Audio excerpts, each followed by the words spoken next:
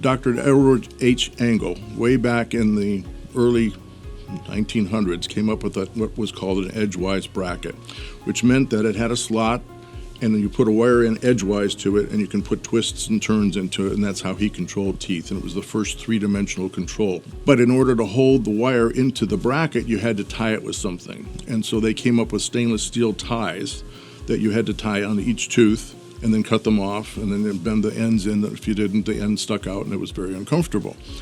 Then in the 70s, they came up with tooth-colored or multicolored elastic ties. And the elastic ties got to be carried away.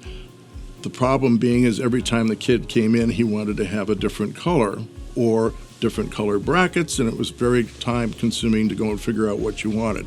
What we subsequently found out, though, too, was with these ties, it attracts bacteria, it absorbs moisture, it expands, and it doesn't hold the wire in tight so that the expression of the wire isn't 100%. So it's actually taking longer for treatment, and it's probably a little bit deleterious to their tooth health. Finally, some folks came up and said, why don't we just have some sort of a door that moves up and down, or some sort of a twisting mechanism that we can put in and put the wire in, close the door, and call it a day.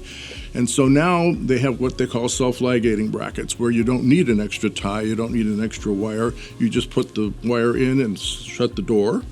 Or there's another kind that you put it in and it clips in.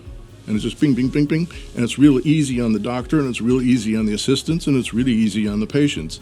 And so there's all sorts of studies that are saying that it's not that effective as far as it doesn't decrease the patient's time of treatment, but it certainly decreases the doctor's time in the chair.